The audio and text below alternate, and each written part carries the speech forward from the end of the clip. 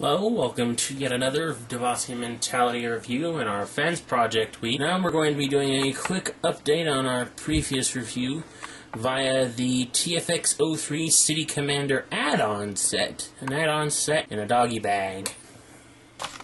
The contents of that bag are as thus: a couple of dual giant missile launchers, a transforming rifle, and these three specs of nothing. Let's start off with the missile launchers, since they're the simplest thing to put on and fiddle around with to a certain degree. Here they are, and there they go. That's right, simply peg them into his shoulders, because there were holes designed there for these things even before they were designed for this guy. Actually, those holes were meant to incorporate the original Generation 1 Magnus's shoulder missile launchers, but you know, if you don't have a Generation 1 Ultra Magnus, these work a lot better anyway. Plus, you don't have to worry about accidentally pressing a button and launching the missiles off and getting them lost forever, since they don't actually launch. They just kind of click in there.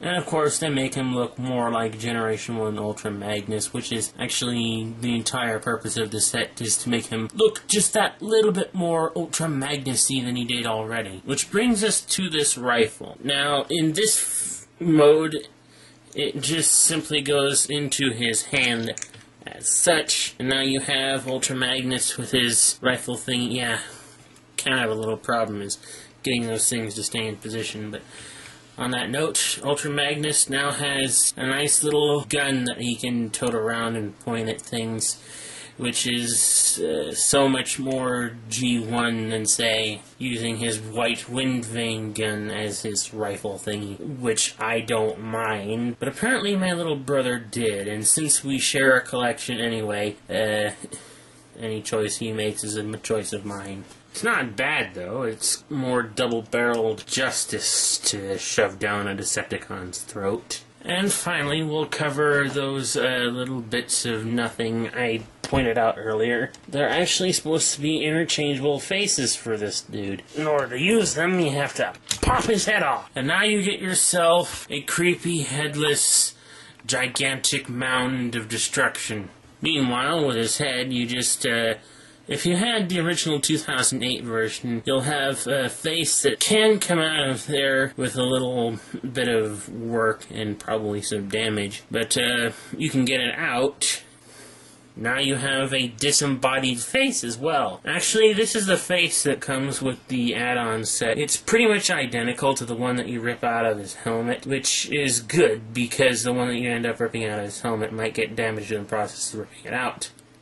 And you might end up damaging the helmet as well. But apart from the normal face, he's got two others. One with this dull surprise open mouth look, so that he can look like he's shouting orders or yelling at a Decepticon in completely dull, uninspired visuals. Or, and this is fairly neat, you get Battle Mask. Like, this is actually Optimus Prime under there. I am Optimus Prime. Follow my orders. And there it is on the armor itself. Looks pretty good, I guess.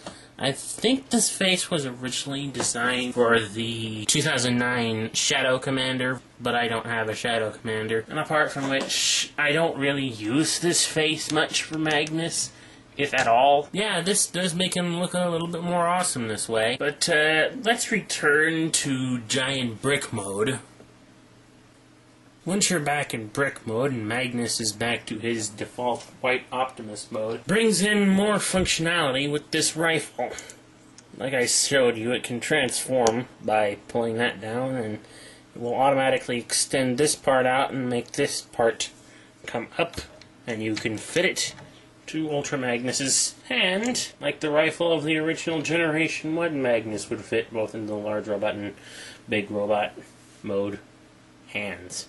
Meanwhile, over on the trailer, you could put the missiles back here if you had the 2009 version of this mold. But since this is the 2008 version, there are actually no grooves in the feet parts that will allow these little nubs on the bottom of the missile launchers to fit into and secure in here. So if you put them in there, it'll just wobble around and eventually fall out one end or the other.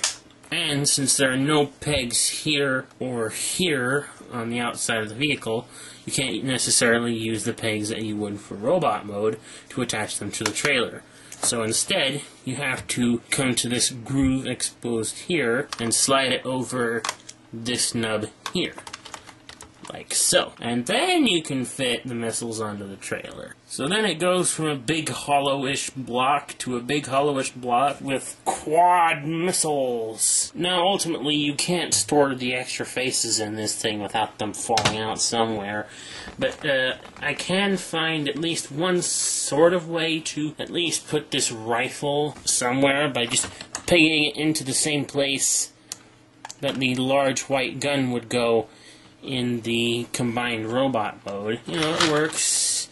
It just kind of sticks out of the side there. I guess that's it. I'm really not quite sure if this upgrade was worth it, given that the default configuration of the armor was, you know, okay in my personal opinion. But I can tell there are probably going to be some people who want to pick this extra setup to make their Ultra Magnus look more G1, just because that's the way G1ers are. Some collectors are very picky. I'm not, but I still like it anyway. This has been a DevasiaMentality review.